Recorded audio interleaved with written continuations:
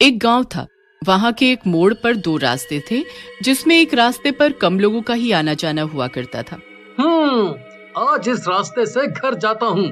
खाली खाली रास्ते पर चलने का मजा ही कुछ और होता है। सुहाना सफर और ये मौसम हंसी, हमें डर यहीं खो न जाए कहीं। सुहाना सफर और ये मौसम हंसी। अरे वो क्या चमक रहा है, एकदम शीशे जैसा। वाह, ये तो कंघी है, पर बहुत ही सुंदर कंघी है। तभी पीछे से सोहन भी आ जाता है। क्या हुआ भाई रोहन, आज तुम इस रास्ते से कैसे घर जा रहे हो? यहाँ से तो कोई नहीं जाता। कुछ नहीं, सुहाना मौसम था तो मन किया कि खाली वाले रास्ते से ही चलते हैं, और ये थोड़ा लंबा भी है तो मौसम का मजा और आएगा, तभी इस रास्ते पे निकल आया। मैं तो रोज ही इस रास्ते से ही आता हूँ। मेरा घर तो यहीं से पास पड़ता है। तुम्हें पहली बार देखा तो पूछ लिया। अच्छा, वाह, तुम रोज ही आते हो, फिर तो मेरी आज किस्मत अच्छी थी। देखो मुझे कितनी सुंदर कंघी मिली है, इसकी चमक कितनी है। पहले तो मुझे लगा शीशा है या ऐसा ही कुछ है, लेकिन ये तो कंघी निकली। बहुत ज्यादा ही चमक है इसमें। कहाँ से मिली तुम्हें? मैं तो यहाँ से रोज आता जाता हूँ, मुझे तो कभी नहीं मिली। बहुत ही सुंदर लग रही है, मेरा तो दिल आ गया है। मन कर रहा है इससे अपने बालों को कंघी कर लूं। तुम्हारी किस्मत ही खराब थी, तो उसके लिए क्या किया जा सकता है। ये कंघी मुझे मिली है तो मैं ही इसका इस्तेमाल करूंगा, और कोई नहीं कर सकता। चलो ठीक है, तुम ही रखो तुम्हारी किस्मत वाली कंघी। मेरा तो घर आ गया, संभाल के रखना इस कंघी को। पता चले कि सारे बाल उड़ गए या कोई चुरा ले गया। तुम तो जल गए कि मुझे ये मिल गया। बाल उड़े चाहे कुछ भी हो, ये कंघी तो मेरे पास ही रहेगी। चलो चलता हूँ, क्या पता कभी तुम्हारी किस्मत भी अच्छी हो। रोहन घर पहुंचकर वो कंघी अपनी बीवी, माँ और अपनी बहन को दिखाता है। माँ, यहाँ आओ ना। माँ, कहाँ हो आप दोनों? देखो ये कितनी सुंदर कंघी है। तुम लोग अपने बाल आज से इसी से संवारना। और बहन, तू कहाँ है? तू भी सुन, इधर आ। देखो मुझे कितनी प्यारी कंघी मिली है। तुम लोग इस कंघी से अपने बाल संवारना। बहुत ही सुंदर है ये, लगता है किसी राजा महाराजा के हाथों में पड़ी थी और अब किस राजा के पास आ गई है। इतना क्या शोर मचा रखा है तुमने? चिल्ला तो ऐसे रहे हो जैसे कुबेर का खजाना मिल गया हो। हाँ भाभी, आप ठीक बोल रही हैं। घर पर आते ही इतना ज्यादा शोर मचा दिया है। बोलिए भैया, क्या काम है आपको? ऐसा क्या लेकर आए हैं? ऐसी कोई गिरी हुई चीज उठा ली होगी और ऐसे चिल्ला रहे हैं जैसे कि खजाना लेकर आए हैं। दिखाओ मुझे भी क्या है। ये कंघी तो सच में बहुत सुंदर है। कहाँ से मिली तुम्हें? कितनी प्यारी है। लाओ मैं अपने बाल सबसे पहले कंघी कर लूं। भाभी, आप ऐसा करोगी? कंघी कितनी प्यारी है, पहले मुझे करने दीजिए। ठीक है, तुम सबसे छोटी हो तो तुम ही सबसे पहले इसका इस्तेमाल करो। उन तीनों ने एक एक करके अपने बाल उस भूतिया कंघी से संवार लिए और सोने चले गए। जब वो सुबह उठे तो उन्हें अपना सर बहुत हल्का हल्का लगा। चलो मैं अपना काम करूं, सुबह हो गई है। अरे मेरा सर इतना खाली खाली क्यों लग रहा है? वो जैसे ही अपने सर को छूती है, तेज तेज चिल्लाकर रोने लगती है। हे भगवान, ये क्या किया आपने? मेरे सुंदर और लंबे बाल कहाँ गए? उसके रोने की आवाज सुनकर रोहन और रोहन की बहन दोनों ही कमरे में आ जाते हैं। क्या हुआ भाभी, आप रो क्यों रही हैं? आप ठीक तो है ना? आप घूंघट लेकर क्यों रो रही हैं? तुम दोनों के साथ भी ऐसा हो गया? मुझे तो लगा सिर्फ मैं ही हूँ। आप हंस क्यों रही हैं? ऐसा क्या हुआ है जो हम तीनों को हुआ है? पहले रो रही थी, अब हंस पड़ी। क्या चल रहा है? आप दोनों एक दूसरे को तो देखो, आपको खुद ही पता चल जाएगा कि ऐसा क्या हुआ है। बीवी अपना घूंघट हटा देती है। उसको देखकर वो दोनों हंसने लगते हैं। ये क्या हाल बना लिया तुमने अपना? तुम टकली क्यों हो गई हो? अरे नहीं भैया, वही नहीं, हम दोनों भी टकले हो गए हैं। वो सामने आईने में तो देखिए। हे प्रभु, ये क्या हुआ मेरे साथ? हमारे सर पर से बाल कहाँ? मुझे तो लगता है वो कंघी ही कुछ गड़बड़ है।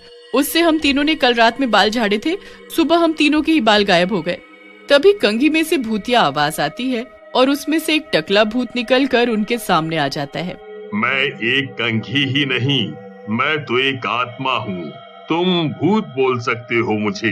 भूत बनकर मैंने इस कंघी पर कब्जा कर लिया है और जो भी इस कंघी का इस्तेमाल करेगा उसके साथ ऐसा ही होगा। इसीलिए अब तुम लोग पूरे गांव को एक एक करके इस कंघी से बाल झाड़ने को कहोगे। तुम कैसे भूत हो जो लोगों के बाल काट रहे हो? लोग कंघी से बाल को ठीक करते हैं, ना कि बाल खत्म करते हैं। अब तो मेरा कोई बॉयफ्रेंड भी नहीं बनेगा। भूतिया कंघी से तुम ऐसा क्यों कर रहे हो? तुम में किसका भूत है जिसको हमारे बाल लेकर खुशी मिल रही है? मेरी कहानी थोड़ा दुखदाई है। मेरे सिर पर एक भी बाल नहीं थे। मतलब मैं एक टकला आदमी था। एक दिन एक आदमी मुझे मिला। उसने मुझसे कहा कि अगर मैं ये कंघी खरीद लूं और रोज इसके कोनों पर तेल लगाकर अपने सिर पर फिरा दूं तो मेरे बाल आ जाएंगे। पर ऐसा कुछ नहीं हुआ। मैं टकला ही रह गया। क्या तुम्हारे बाल नहीं आए तो तुमने उसको क्यों नहीं मारा? बिना मतलब हमारे बाल क्यों हटा दिए? अरे मुझे पता चला कि वो आदमी फिर से शहर में बेचारे टकलों को कंघी बेच रहा है, तो मैं भी उसकी कंघी लेकर उसके पास जाने लगा कि मैं उसका पर्दाफाश कर दूंगा। पर रास्ते में मेरा एक्सीडेंट हो गया और मैं वहीं एक गड्ढे में जाकर गिर गया। गिरने से मेरे प्राण पखेरु उड़ गए।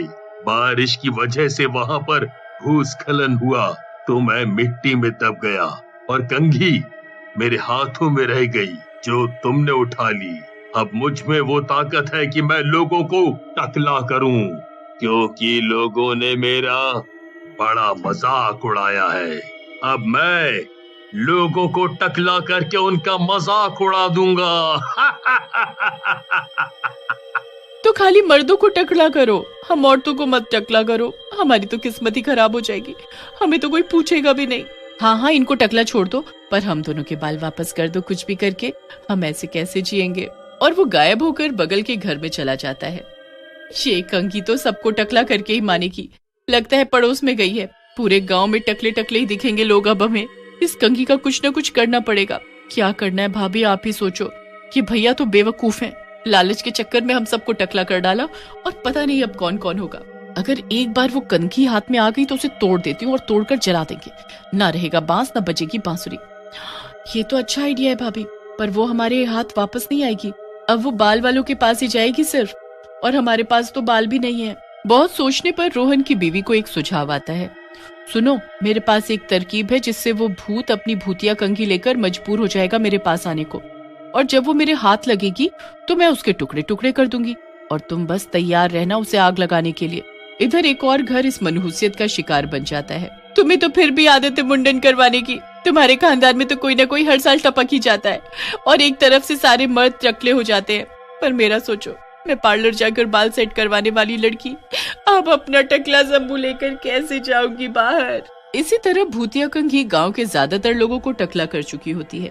ये रही नकली बालों की विग। अब मैं इसे लगाऊंगी और जाकर सुभाष के घर में घुस जाऊंगी तो उसे लगेगा कि मैं वहीं की औरत हूँ। वो लोग अभी गांव से बाहर गए हुए हैं और चाबी मुझे देकर गए हैं।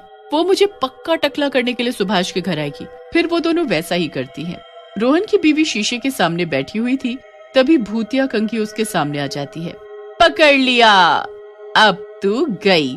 लोगों को टकला करने का बड़ा शौक है ना तुझे? अब मैं तुझे तोड़ देती हूँ।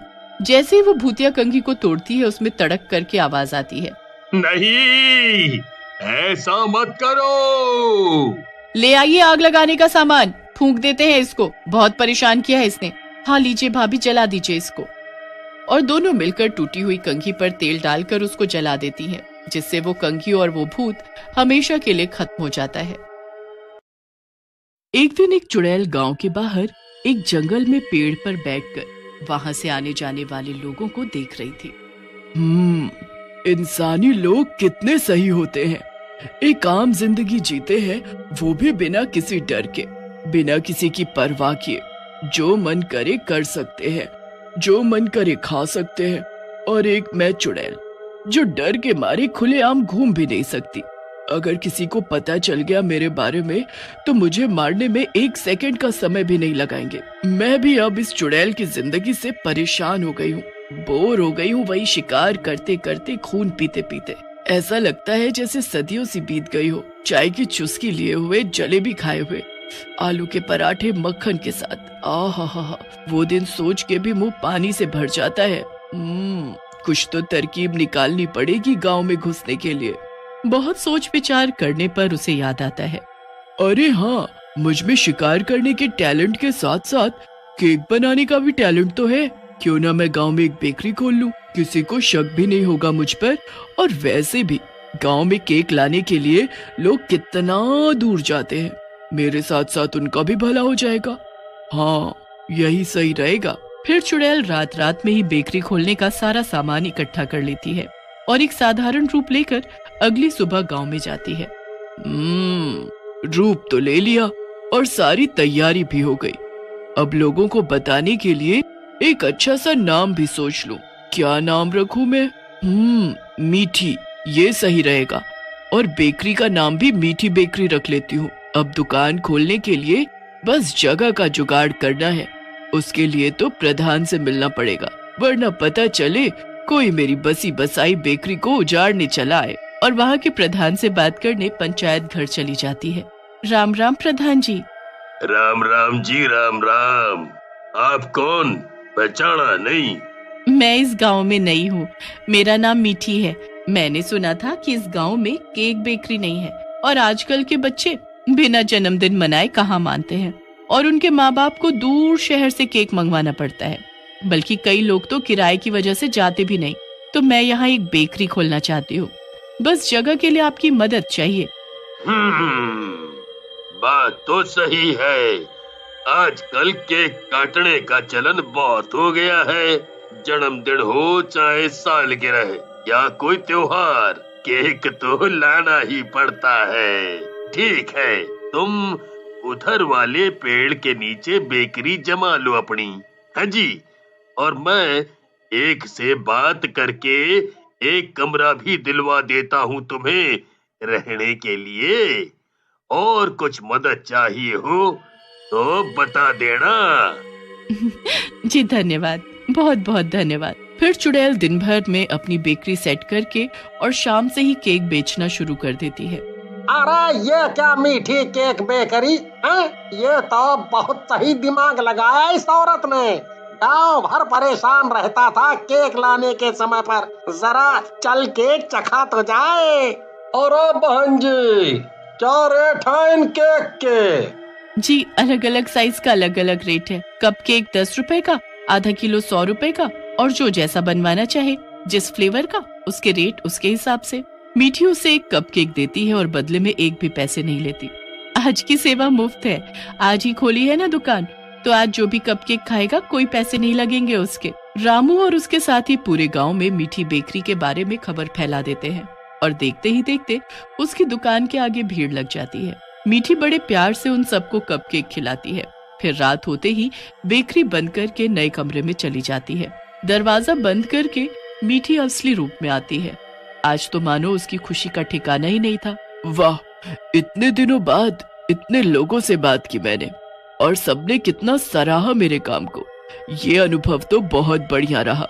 अब बस मुझे यही जिंदगी जीनी है। चलो सो जाती हूँ, कल सुबह से काम भी तो शुरू करना है अब से। फिर चुड़ैल सो जाती है और अगली सुबह तैयार होकर मीठी के रूप में बेकरी खोलने पहुँचती है। मीठी की दुकान पर ढेरों बच्चे और बड़े केक खाने के लिए लाइन लगाकर खड़े थे। अरे वाह, दुकान खोलने से पहले ही इतने ग्राहक, क्या बात है।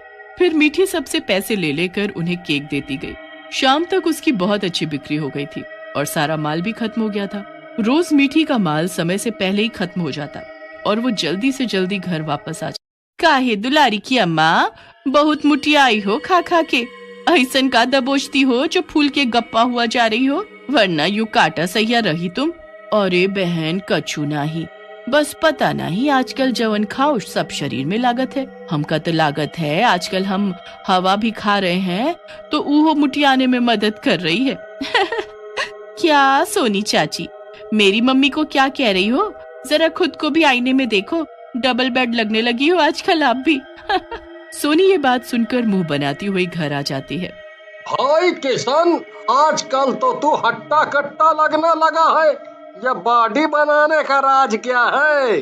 जरा हमें भी तो पता चले है तो हम भी बना ले भैया। पता नहीं भाई, अलग अलग शहरों में जाके इतनी दवाइयाँ करवाई पर मैं सिंगल हड्डी ही रहा। कितने शादी के रिश्ते मेरे हाथ से निकल गए, बस गन्ने जैसे शरीर की वजह से। और अब देखो, जब सब कोशिश बंद कर दी तो अपने आप शरीर ठीक हो रहा है। फिर तो लगता है अब तेरे लिए राजकुमारियों के रिश्ते न आने लग जाए अब। इधर चुड़ैल एक आम जिंदगी जीने में बड़ी व्यस्त थी कि उसे अपनी बिरादरी की याद ही नहीं थी कि वो असलियत में चुड़ैल है।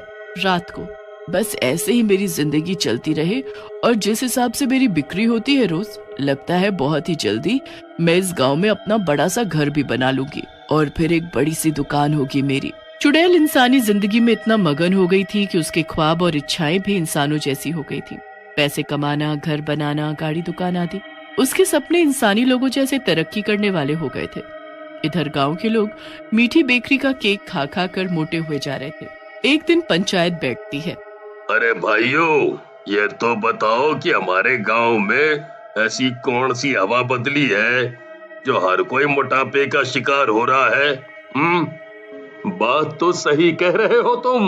मेरी बीवी भी दिन पर दिन मोटी हुई जा रही है। कल हमारी शादी की सालगिरह थी। मीठी बेकरी से केक उसके लिए सरप्राइज में लेके गया मैं। तू कहने लगी पहले मुझे गोद में उठा के घुमाओ तब केक काटेंगे। अब बीवी की जिद थी तो भाई कैसे टाले, वरना मुंह फुला के बैठ जाती वो अलग और 4 दिन खाना नहीं देती वो अलग। माननी पड़ी बात, पर जैसे ही गोद में उठाया मेरी कमर में अकड़न आ गई और वो गिर गई। अब रात से ये बेल्ट लगाए घूम रहा हूँ। कमर में दर्द से बुरा हाल है और उधर वो गिरने की वजह से सिकाई कर रही है अपनी कमर की। पता नहीं इतना वजन कैसे बढ़ा लिया उसने। अच्छी खासी दुबली पतली थी, शिल्पा जैसी, और अब डबल डेकर बस। फिर ऐसे ही हंसी खुशी कुछ और महीने बीत जाते हैं। मीठी अपनी बेकरी से इतना पैसा कमा लेती है कि एक हवेली खड़ी कर लेती है। उसकी हवेली जैसी पूरे गांव में किसी की नहीं थी और साथ ही वो एक ट्रक लेती है। अब मैं इस ट्रक से अपना केक शहरों में भी पहुंचाऊंगी और अपना काम बहुत बड़ा करूंगी। अब ये बेकरी ही मेरे जीने का सहारा है। मेरे केक लोग खाएंगे तो मेरे पास ही आएंगे। सब ग्राहकों में एक बात आम थी कि जो भी उस केक को खाता था वो मोटा हुए जा रहा था और देखते ही देखते हर गांव में मोटे लोगों की संख्या बढ़ने लगी, जिसकी वजह से लोग बीमार पड़ने लगे। काम धंधा उन लोगों का ठप पड़ने लगा। फिर एक दिन गांव की बुरी हालत देख एक पंचायत बैठती है। भाइयों, एक बात नोटिस किया आप लोगों ने? जब से ये नई बेकरी खुली है, इसका केक खाने से ही सब लोगों में मोटापा दिखने लगा है। वरना सोचो उसके आने से पहले तक सब कैसा था और अब देखो। फिर वीर अपने कुछ आदमियों को मीठी की जासूसी में लगा देता है। कुछ दिन बाद उन्हें पता चलता है कि मीठी और कोई नहीं बल्कि एक चुड़ैल है और एक रात सब गांव वाले हाथों में मशाल लेकर उसके घर पहुंच जाते हैं और चुड़ैल को असली रूप में पकड़ लेते हैं। अरे आप लोग सुनिए तो सही, मैं ऐसे किसी इरादे से नहीं आई थी। मैं तो बस आम जिंदगी जीना चाहती थी, आप सबकी तरह। अगर मुझे किसी को नुकसान पहुंचाना होता तो मैं इतने महीनों में किसी को तो मारती। ऐसी कोई खबर मिली आपको मेरे आने के बाद कि कोई मरा हो या किसी की लाश मिली हो? ठीक है, कल से दूसरा जादुई केक बनाओ जिससे लोग पतले हो सके। हाँ। अगले दिन चुड़ैल पतले होने का जादुई केक बनाती है और लोगों को मुफ्त में देने लगती है। कुछ ही दिनों में लोगों में असर दिखने भी लगता है। गांव वाले उसे अपना लेते हैं और अपनी तरह ही इज्जत